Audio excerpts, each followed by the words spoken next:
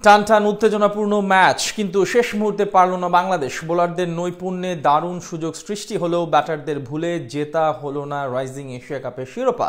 কাতারের দোহায় আজ দুই দলের মাঝেই লড়াই হয়েছে হাড্ডাহাড্ডি। ফাইনালের উত্তাপ ছিল শেষ পর্যন্ত।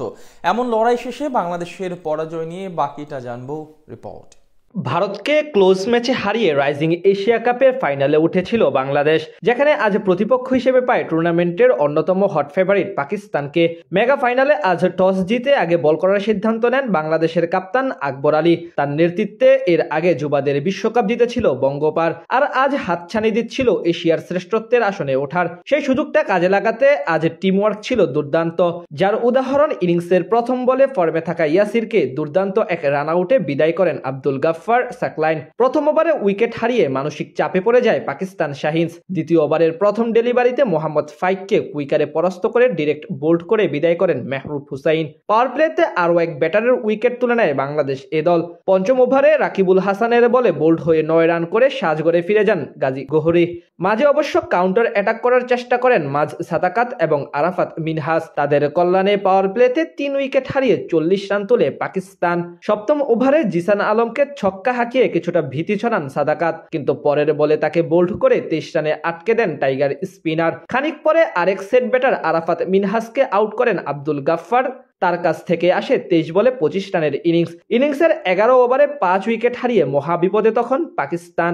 মাঝে আগ্রাসী রূপে পাল্টা আক্রমণ করার চেষ্টা করেন সাদ মাসুদ। সেট হয়ে ধীরে ধীরে রানের গতি বাড়ানোর চেষ্টা করেন এই ব্যাটার। 18তম ওভারে তিনি আনেন 13 রান। তবে পরের ওভারে বোলিংয়ে এসে তার সহ পাকিস্তান শাহিনসের 3 উইকেট তুলে নেন টুর্নামেন্টের সর্বোচ্চ উইকেটের মালিক রিপন মন্ডল। শেষ পর্যন্ত নির্ধারিত ওভার শেষে 125 রান তুলে পাকিস্তান। বল হাতে 3 উইকেট নেন রিপন মন্ডল। জবাব দিতে নেমে বেশ ভালো শুরু করেছিলেন টুর্নামেন্ট জুড়ে ছন্দে থাকা হাবিবুর রহমান সোহান। তবে বরাবরের মতো আজ আরও একবার হতাশ করেন ডানহাতি তরুণ ওপেনার জিসান আলম। 4 বল খেলে কেবল 6 রান করে আরাফাত মিনহাসের বলে এলবিডব্লিউর ফাঁদে পড়ে আউট হন তিনি। দারুণ খেলতে থাকা হাবিবুর রহমান সোহান আউট হয়েছেন একেবারে বাজে একটি ডেলিভারিতে। 3টি 4 ও 2টি ছক্কার সাহায্যে 17 বলে 26 রান করেন এই তরুণ ওপেনার। ক্রিজে এসে অযথা রিস্কি শট খেলতে গিয়ে আউট হন সদ্য টি-20 স্কোয়াডে সুযোগ পাওয়া মাহিদুল ইসলাম অঙ্কন। এরপর নিয়মিত বিরতিতে উইকেট হারাতে থাকে বাংলাদেশ। 10 বল মোকাবিলা করে মাত্র 2 রান করেন অধিনায়ক আকবর আলী, আর অভিজ্ঞ ইয়াসির আলী করেন 10 বলে 2 রান।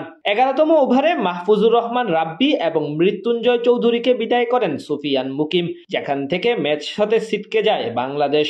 এরপর মাঝে মেহরুব হুসাইন এবং রাকিবুল হাসান মিলে খানিকটা স্বপ্ন দেখালেও দুজনেই ফিরে গেছেন পুরো দায়িত্ব পালন না করে। তবে শেষ দিকে রিপন মন্ডল এবং সাকলাইন মিলে ম্যাচে ধরে রাখেন বাংলাদেশকে।